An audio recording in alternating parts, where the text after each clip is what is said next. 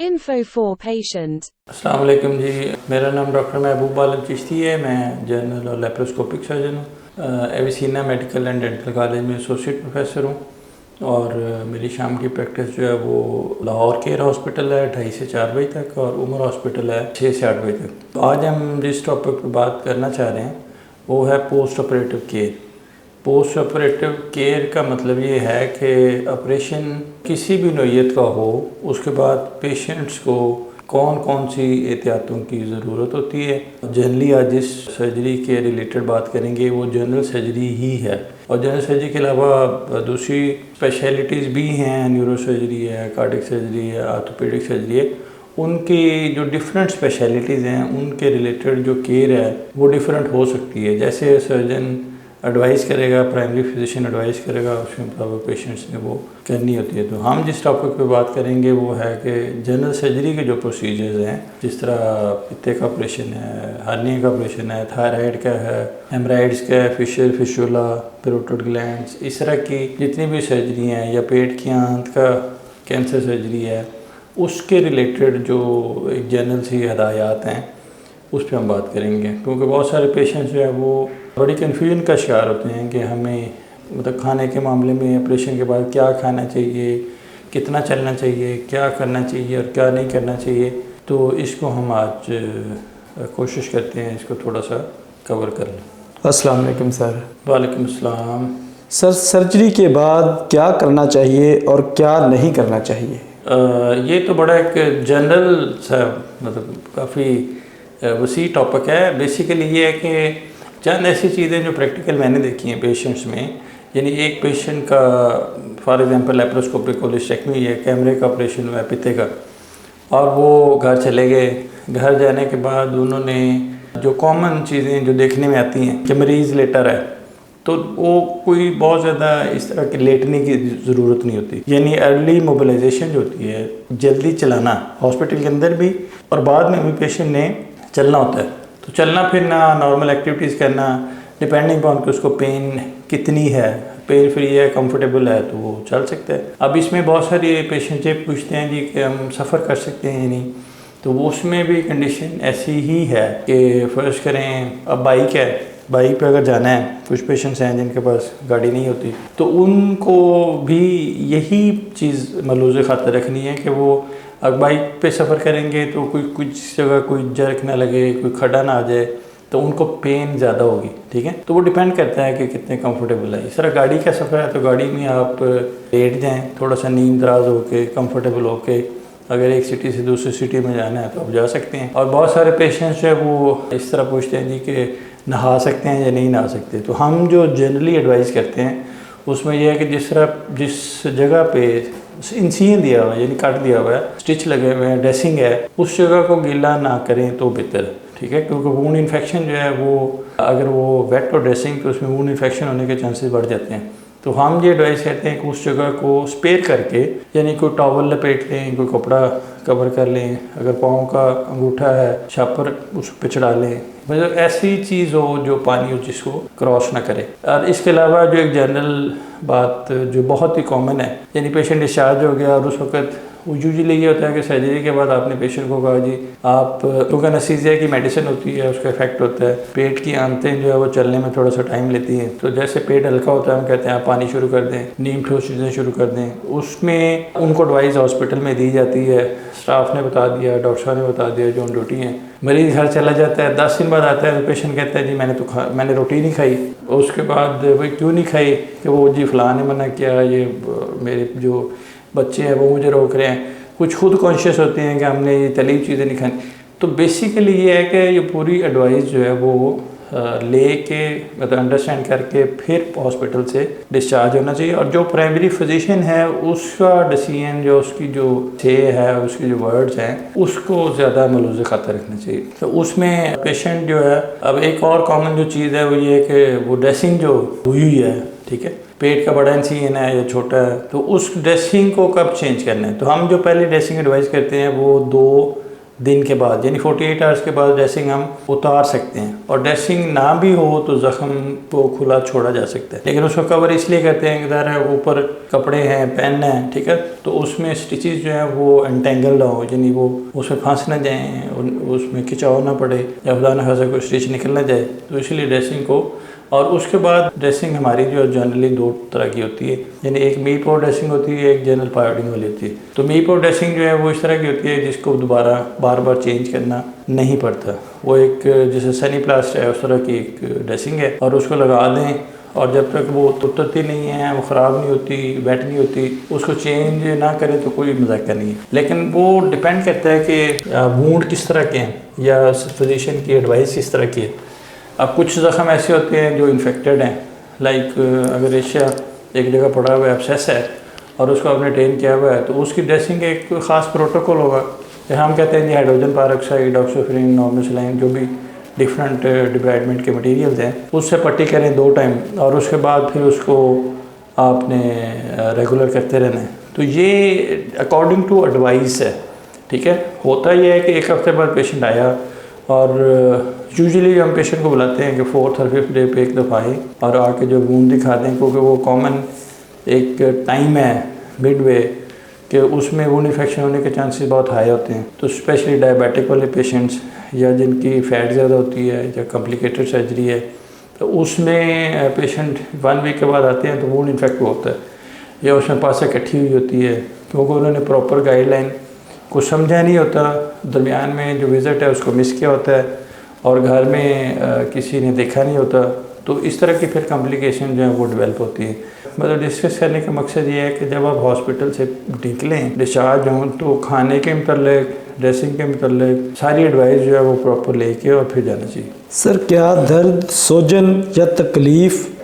जी बिल्कुल, यानी सर्जरी तो है ही ट्रामा, यानी आपने उसको एनेस्थीसिया तो हुआ है, लेकिन एनेस्थीसिया के बाद जब पेशेंट होश में आता है तो वो जगह ज़ाहिर पेन तो करती है, और वो डिपेंड करता है कि उसमें इंसीजन का साइज़ क्या है, कितना बड़ा कट है, कितनी बड़ी सर्जरी है और किस लेवल की सर्जरी है, सिंपल है या कॉम्प्लिकेटेड है। तो बहुत सारे इसमें फैक्टर्स हैं, लेकिन ये एक नॉर्मल फिनोमेना ही है, ठीक है। पेन होना ये तो एक अच्छी बात है कि जगह जो है वो सुन नहीं है। अब कुछ पेशेंट ऐसे हैं जो डायबिटीज़ के पेशेंट्स हैं जिनके पाँव वैसे ही सुन्न हो जाते हैं, और उनको जब पेन नहीं होती तो कोई भी जब चोट लगती है, जख्म बनता है, तो उनको पता ही नहीं चलता। यानी ये तो सर्जरी के अलावा है, या सर्जरी के बाद भी पेन ऐसा ऐसा अपने टाइम के साथ साथ वो मैनेज हो जाती है, यानी ठीक हो जाती है। जैसे जैसे टाइम गुजरता है फेड आउट होना शुरू हो जाती है। और पेन के भी डिफरेंट लेवल्स हैं, यानी हम इसको ग्रेड करते हैं स्केल वाइज 1 to 10 कि किस ग्रेड की पेन है। तो वो जिस ग्रेड की पेन होती है वो पेन किलर भी फिर उसी के मुताबिक पेशेंट को एडवाइस की जाती है। तो इसमें अगर एक प्रॉब्लम है लाइक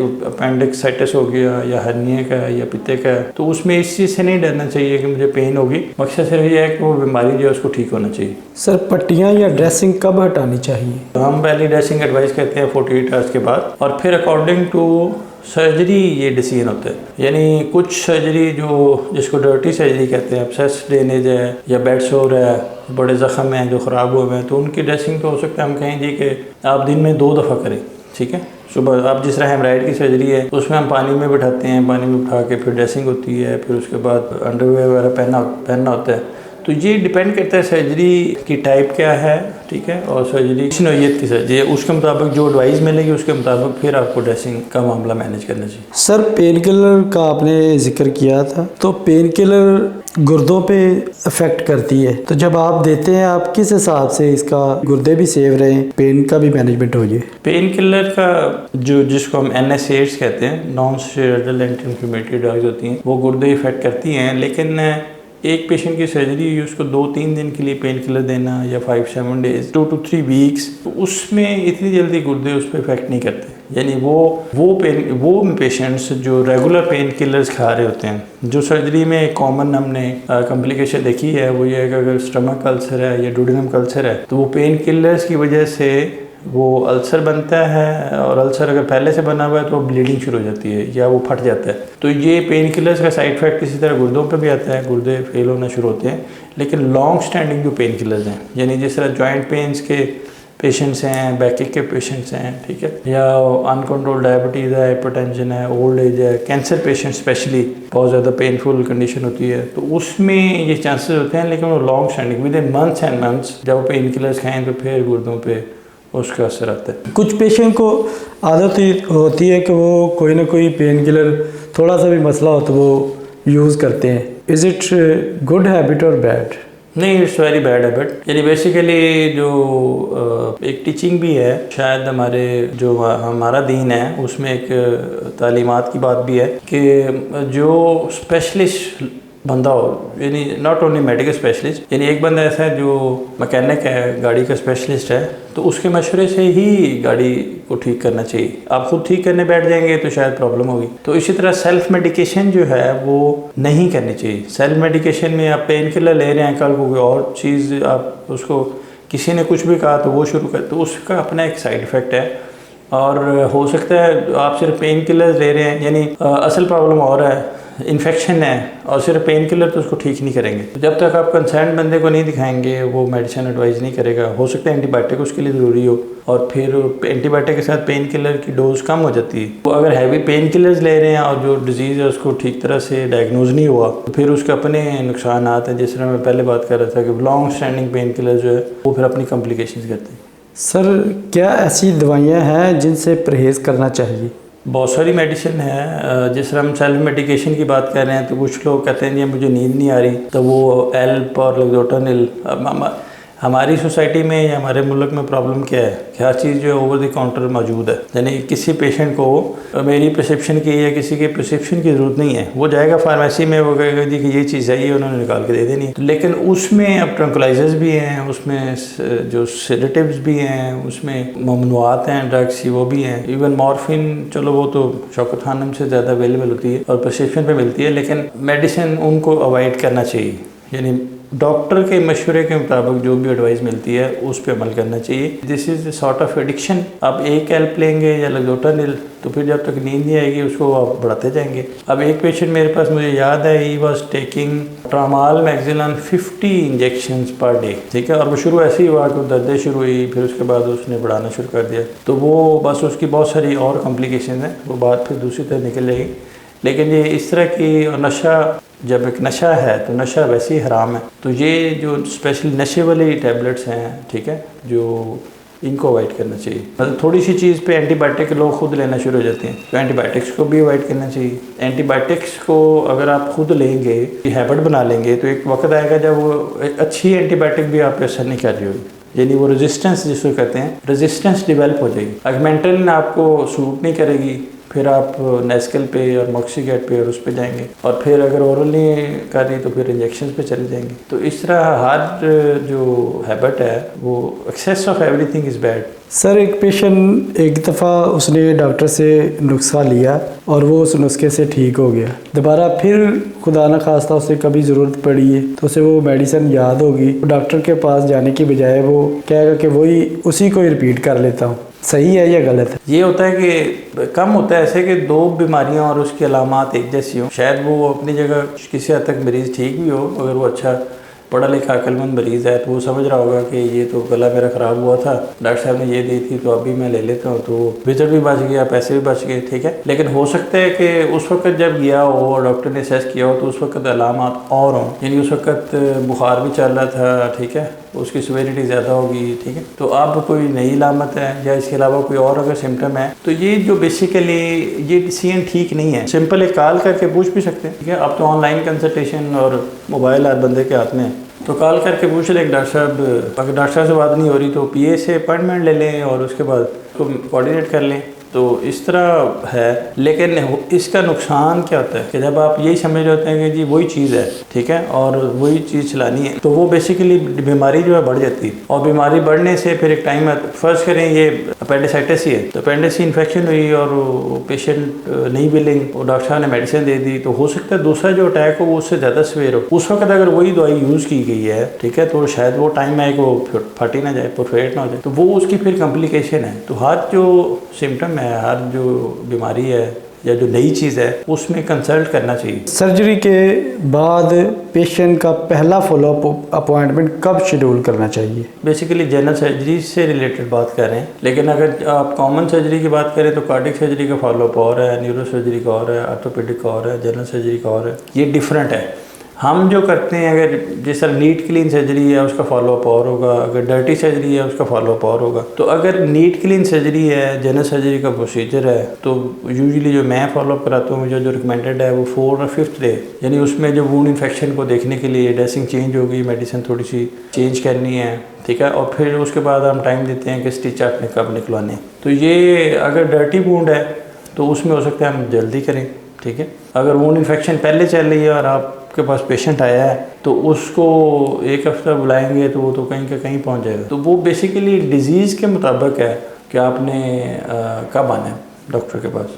सर, रिकवरी के दौरान किस चीज़ से मालूम होगा कि मरीज़ ठीक हो रहा है? देखें, जिस सिम्टम्स के साथ पेशेंट गया है, अगर वो अलामात ठीक हो गई हैं तो उसका मतलब है कि ऑपरेशन ठीक हुआ है। अब एक पेशेंट पित्ते में पथरी के साथ आता है और उसको पेन है बड़ी स्वेट, उसकी सर्जरी हो गई है, पित्ता निकाल दिया सर्जन ने, ठीक है, और उसके बाद उसकी पेन नहीं ठीक हो रही, ठीक है, या और नई अलामत आ गई, यरकान हो गया, बुखार हो रहा है, वोमिटिंग शुरू हो गई है, तो उसका मतलब है कि देयर इज़ समथिंग रॉन्ग। तो उसमें जो रिकवरी अगर स्मूथ ना हो तो फिर प्राइमरी सर्जन को फ़ौरन इन्वॉल्व करना चाहिए और उसमें लेट नहीं करना चाहिए। सर्जरी की अपनी कॉम्प्लिकेशंस भी हो सकती हैं, everything is part and parcel of the procedure, anything can happen. तो उसमें अगर सर्जन को इन टाइम बता दिया जाएगा। वैसे तो ये है कि जब तक पेशेंट हॉस्पिटल में दाखिल है, अगर कोई खुदा ना खासा कोई मसला डेवलप होना होता है तो वो विद इन 1 to 2 days हो जाता है, लेकिन कुछ चीज़ें ऐसी भी हैं जो बाद में डेवलप होती हैं, तो उसमें आप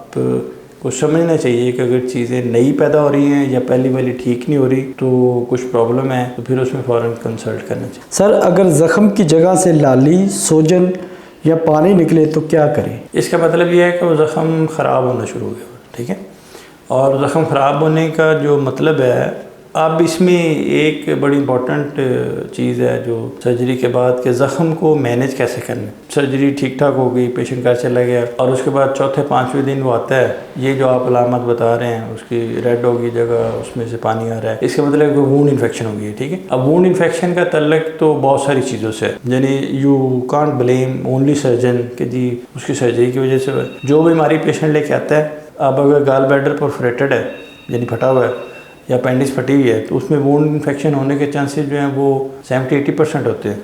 बीमारी की अपनी नोयत के मुताबिक भी वुंड की इन्फेक्शन होती है। थिएटर के प्रोटोकॉल हैं, सर्जन के फैक्टर्स हैं, फिर उसका पेशेंट के अपने फैक्टर्स हैं। यानी आप घर में जब ड्रेसिंग चेंज कर रहे हैं तो ड्रेसिंग एक प्रॉपर स्टरलाइज्ड जो लफ्ज़ हम बोलते हैं उस तरीके से होनी चाहिए, यानी जिसने ड्रेसिंग चेंज करनी है वो उसने प्रॉपर ग्लव्स पहने हों, उस जगह को बिल्कुल नीट एंड क्लीन करे और फिर पूरे ध्यान से उसको करे। कोई चीज़ जो डर्टी चीज़ है वो उसको टच ना हो, तो वो आप घर जाके उस ज़ख़म पे इन्फेक्शन इंट्रोड्यूस भी कर सकते हैं कि पहले हॉस्पिटल में ठीक था, घर जाके वो वुंड इन्फेक्ट हो गया, तो उसमें जो ड्रेसर या घर का मेंबर ड्रेसिंग कर रहा है उसकी गलती है। कुछ पेशेंट फैक्टर्स ऐसे भी हैं, डायबिटिक पेशेंट्स हैं, अगर शुगर अनकंट्रोल्ड है तो शुगर अनकंट्रोल्ड जो है वुंड इन्फेक्शन ज़्यादा काज करती है। जिस तरह बहुत सारे पेशेंट कहते हैं जी मैं इसलिए डर रहा था या डर रही थी कि मुझे शुगर है तो कहीं ज़ख़म ख़राब ना हो जाए, लेकिन उसमें अपना एक तरीका होता है कि शुगर को आपने कंट्रोल करना है, नीट क्लीन सर्जरी करनी है और फिर बाद में पेशेंट को बताना है कि आपने शुगर कंट्रोल रखनी है।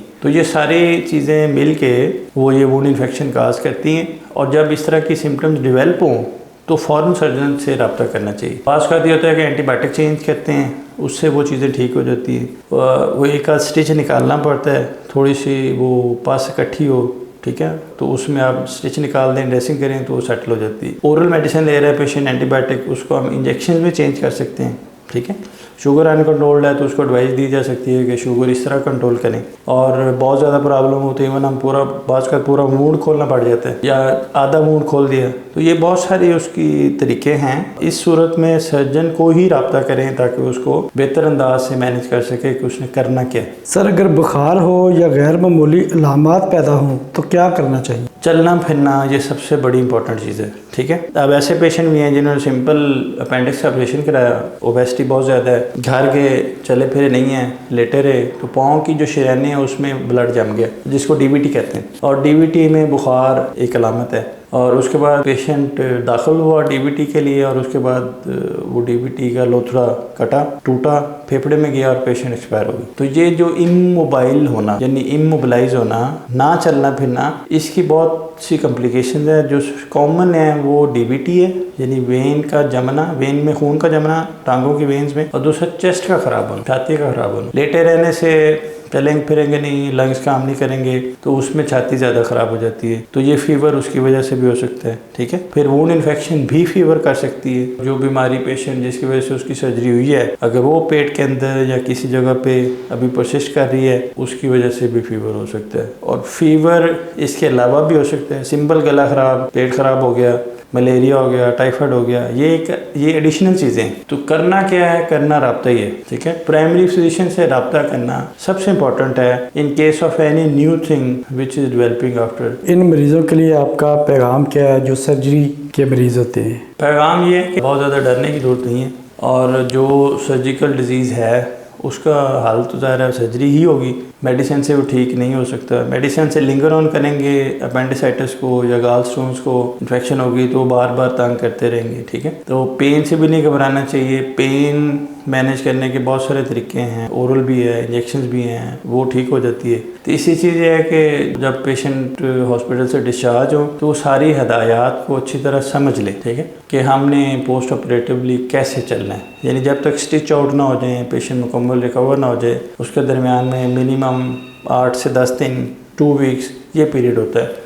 तो उसमें खाने पीने की परहेज़ है, उस ड्रेसिंग की परहेज़ है, ड्रेसिंग कैसे करनी है, चलना फिरना कितना है, ठीक है। उसके बाद कोई नई चीज़ डेवलप हो, यानी ऐसे पेशेंट जो खून पतला करने वाली दवाई ले रहे होते हैं, ठीक है, उनको ये समझाना है कि कहीं से भी ब्लड आए तो फ़ौरन दवाई बंद कर देनी है, डॉक्टर साहब से रब्ता करना है। इस तरह की कुछ स्पेशल प्रिकॉशंस हैं जो चल रही होती हैं, तो वो हर प्रिकॉशन को समझ के फिर हॉस्पिटल से डिस्चार्ज होना चाहिए। और फिर घर जाके खाम खा दूसरों की बातों में, ये होता ही है कि मरीज सर्जरी करा के घर आया तो इधर से भी लोग आ रहे हैं, इधर से भी आ रहे हैं। हर बंदे की अपनी ज़ुबान है, अपने तजर्बात हैं, अपने वर्ड्स हैं, तो सब पे ध्यान देंगे तो आप कंफ्यूज हो जाएंगे। तो आपको उन चीज़ों पे कंसंट्रेट करना चाहिए जो आपको सर्जन एडवाइस करे।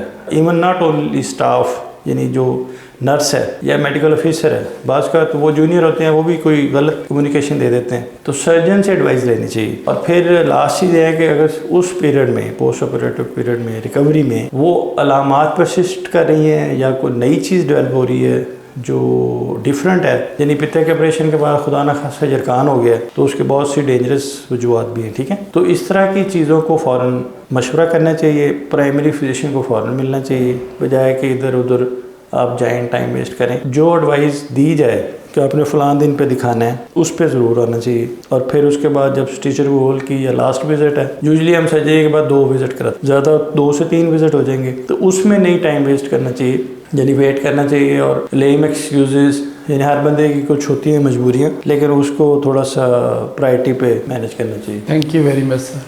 Thank you very much.